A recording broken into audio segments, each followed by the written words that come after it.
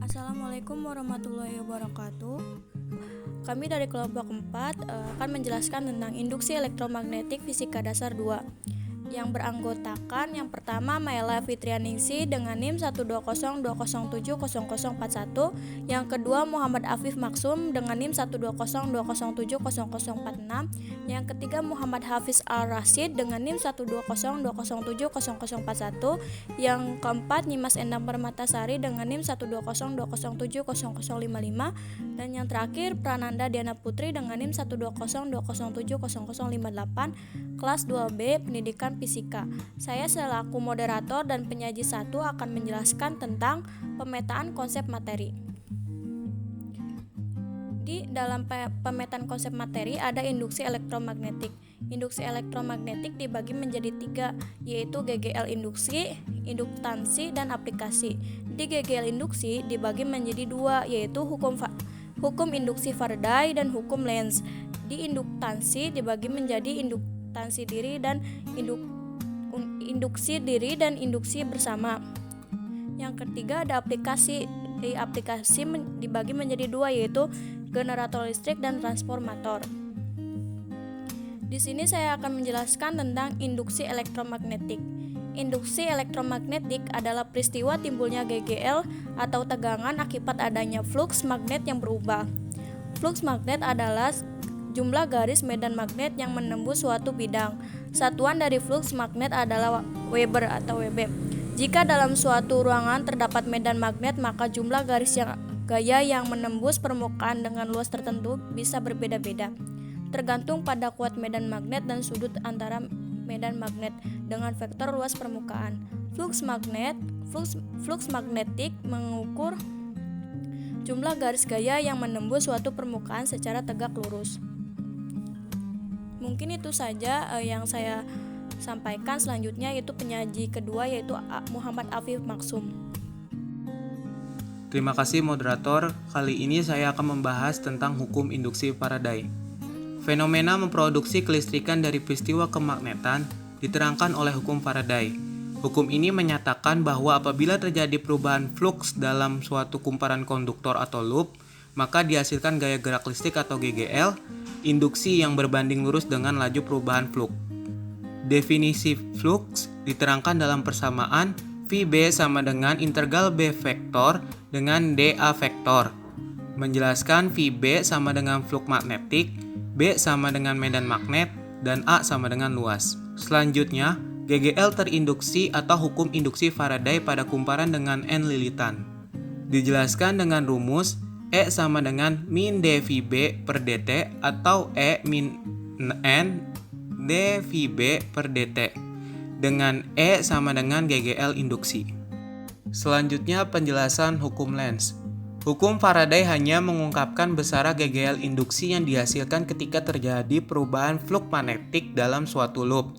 Tetapi kemana arah arus induksi dalam loop tersebut tidak terungkap lebih detail dalam hukum tersebut. Arah arus induksi yang dihasilkan diungkapkan oleh hukum Lenz yang bunyinya sebagai berikut. Arah arus induksi sedemikian rupa sehingga menghasilkan medan magnet induksi yang berlawanan dengan medan magnet penyebabnya. Cukup sekian dari saya kembalikan kepada moderator. Baik, terima kasih. Selanjutnya yaitu Muhammad Hafiz Al-Rasyid sebagai penyaji ketiga. Terima kasih pada moderator. Di sini saya akan menjelaskan tentang induksi diri. Induksi diri mengukur kemampuan sebuah kumparan menghasilkan GGL induksi jika kumparan tersebut mengalami perubahan arus. Makin besar induksi diri, maka makin besar GGL induksi yang dihasilkan untuk perubahan arus yang besarnya tertentu. Induksi diri dapat diperbesar dengan memperbanyak jumlah lilitan, memperbesar luas penampang, dan mengurangi panjang solenoid. Jumlah lilitan memiliki pengaruh paling besar karena induktansi diri bergantung secara kuadratik terhadap jumlah lilitan. Arah induktansi diri adalah arah arus berubah. Flux pun berubah, sehingga menghasilkan arus induksi yang berlawanan arah dengan perubahan tersebut. Bisa kita lihat di gambar sebelah kiri, flux bertambah disebabkan arus induksi yang menguranginya. Yang di kanan, flux berkurang dikarenakan arus induksi yang menambahinya. Baik, terima kasih. Selanjutnya yaitu penyaji ketiga, yaitu Maela Fitrianingsih. Baik, di sini saya akan menjelaskan tentang induksi bersama. Nah, di samping induktansi diri, kita juga akan mendefinisikan induksi bersama. Induktansi bersama memerlukan kehadiran dua solenoid atau lebih. Induktansi bersama memperhitungkan efek satu solenoid terhadap solenoid lainnya. Solenoid pertama dialiri arus I1 yang berubah-ubah terhadap waktu. Akibatnya, medan magnet yang dihasilkan solenoid tersebut berubah-ubah. Sebagian medan magnet ini masuk ke dalam rongga solenoid kedua sehingga menghasilkan fluks pada solenoid kedua. Karena medan magnet berubah-ubah, maka fluks magnetik pada solenoid kedua juga berubah-ubah. Akibatnya, pada solenoid kedua muncul GGL induksi. Dengan rumus GGL induksi kedua sama dengan negatif M dikali DI1 per DT, dan GGL1 sama dengan min M dikali DI2 per DT. Di sini ada gambar solenoid. Nah, jika solenoid didekatkan, maka medan magnet yang dihasilkan oleh arus I1. Jika arus I1 berubah, GGL induksi muncul pada kumparan 2 dan arus terbaca pada ampermeter di kumparan kedua. Dan itu berlaku sebaliknya terhadap solenoid yang satunya.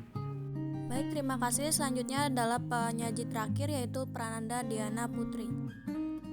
Terima kasih kepada moderator. Di sini saya akan memaparkan materi tentang penerapan induksi elektromagnetik. Di antaranya yaitu ada generator. Generator adalah sebuah alat yang digunakan untuk mengubah energi gerak menjadi energi listrik. Generator ini terbagi menjadi dua, di antaranya yaitu ada generator AC atau alternating current, dan yang kedua ada generator DC atau biasa disebut dengan direct current. Nah, generator AC menghasilkan arus listrik bolak-balik, sedangkan generator DC ini menghasilkan arus listrik yang searah. Kemudian selanjutnya ada dinamo. Dinamo adalah sebuah alat yang digunakan untuk mengubah energi gerak menjadi energi listrik dalam skala yang cukup relatif kecil. Cara kerja dinamo ini hampir mirip dengan cara kerja generator, yaitu sama-sama menggunakan alternating current atau AC dan direct current DC. Nah, tapi ada perbedaan antara dinamo dan generator, terletak pada dua komponen utama yang ada pada dinamo, yaitu pada rotor, bagian yang bergerak, dan kemudian pada stator, bagian yang diam. Selanjutnya ada transformator. Transformator adalah sebuah alat yang dapat menaikkan atau menurunkan tegangan listrik halus bolak-balik. Berdasarkan penggunaannya, transformator ini dibagi menjadi dua jenis, yaitu diantaranya transformator step down dan transformator step up. Transformator step down ini berfungsi untuk menurunkan tegangan listrik, sedangkan transformator step up berfungsi untuk menaikkan tegangan listrik. Nah, pada transformator ideal, energi listrik yang masuk ke dalam kumparan primer akan dipindahkan seluruhnya ke dalam kumparan yang sekunder. Hal ini mengakibatkan besar efisiensi transformator menjadi 100%, atau secara matematis dituliskan sebagai berikut, yaitu P dibagi PS sama dengan NP dibagi NS sama dengan IS dibagi IP.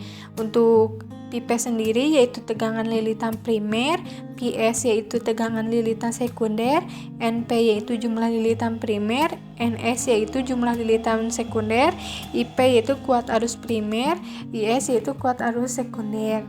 Mungkin cukup sekian dari saya kembalikan lagi kepada moderator. Baik, terima kasih kepada para penyaji materi. Mungkin cukup sekian dari kelompok kami. Kurang lebihnya mohon maaf. Wabillahi taufiq wal hidayah. Wassalamualaikum warahmatullahi wabarakatuh.